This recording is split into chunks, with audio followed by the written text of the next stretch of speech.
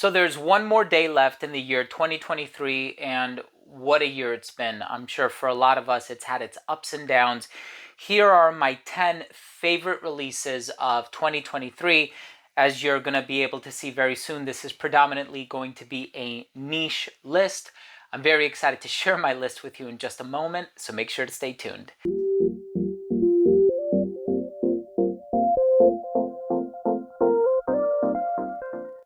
Now, before I begin today's episode and I go over my 10 favorite releases of 2023, these fragrances are incredible. I am so happy these fragrances were released this year. You're also going to notice that there was a post on cephalabon.com. This is not necessarily a Cephalabon contributor video, but I did also share 10 of my favorites on Cephalabon's website. Link's going to be down below. You can also go ahead and check it out if you want to participate in a giveaway.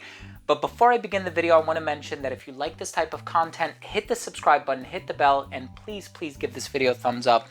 It would really mean a lot to me. The list is going to be a little different from the one on Cephalabon's website because I do want to keep you on your toes. And there's a difference between what I think are the 10 best releases and my 10 favorite releases.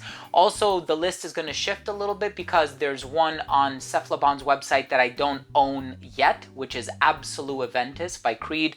I think it's an amazing release. I just don't have a bottle on hand, so it's not going to be in this list. So with that being said, pardon me, and without further ado, let's jump into it. Iris Sorbet by Precious Liquid. This is the brand of perfumer Richard Herpen, and he did an amazing job with this one. It's a gourmand iris fragrance. It has this sorbet accord. It's vanillic, it's sweet. It has this dulcet, delicious personality. I've also reviewed it, so if you want to check out my review, you may do so here on YouTube.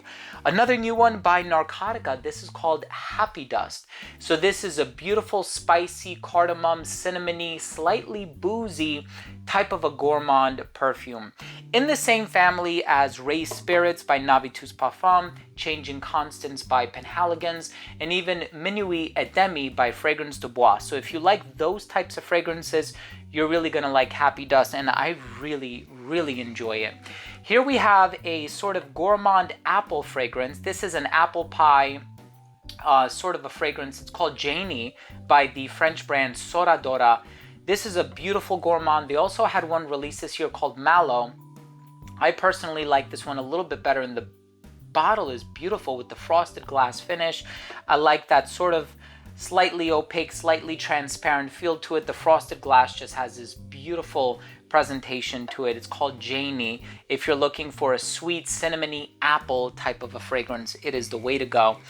Now here is a vanilla fragrance from a niche giant. This is Altair by Parfum de Marly. Absolutely incredible. And of course, I've reviewed all of these, so I'm going to try to forego the detailed descriptions of every one of them. But of course, if you're interested in learning more, definitely check out my independent reviews. But what a beautiful vanilla Altair is. It's warm. It kind of enshrouds you in this sort of gentle blanket of sweetness. We also have Tobacco Honey by Guerlain. Now, of course, with this fragrance, you do have that natural smelling tobacco. It smells kind of like a pipe tobacco, but the honey is just sweet. It's warm. It's carnal. It's a little sort of on the rough and tumble side of things without being animalic, which I think is a hard bridge to gap. Gap to bridge, excuse me. I'm a little backwards. You can tell 2023 has had a toll on me. By Navitus Parfum, we have Ambrosia Imperial. Now this is an ambery banana fragrance creatively directed by Aisha from the channel AI the Great. The perfumer for this one is Bertrand Duchaufour, and he totally knocked it out of the park. Of course, we have this gourmand masterpiece by Kayali. It's called Yum Pistachio Gelato 33. This has pistachio. It has a gelato accord, hazelnut, sweet rum, whipped cream, marshmallow, and cotton candy. This is the fragrance that has put this brand on the map for me, despite the fact that I've owned Kayali fragrances before this one, but this is the one that made me feel like, wait, I gotta smell everything that this line has to offer, because if this one is as good as it is, and it's been sold out on Sephora's website as many times as it has been, I really need to explore this brand in a bit more detail, which I have been, and I'm very satisfied with the outcome. by Aaron Terrence Hughes. This one, of course, is Hard Candy Elixir.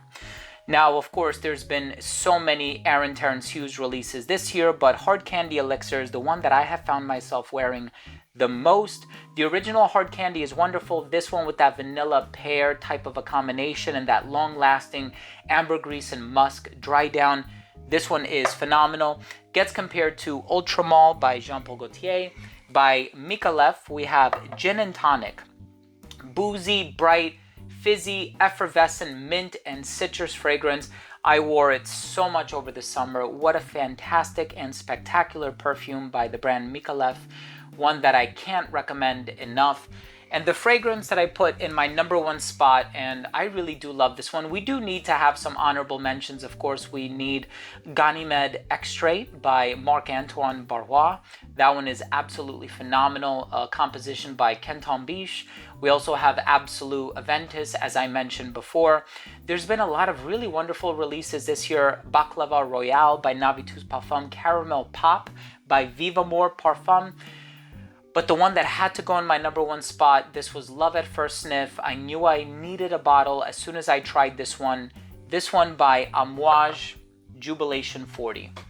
Another fragrance by Bertrand Duchaufour, Blackberry, Apopanax, Incense, Oud, Woods, Resin, Spices, the complexity, the regality, the opulence.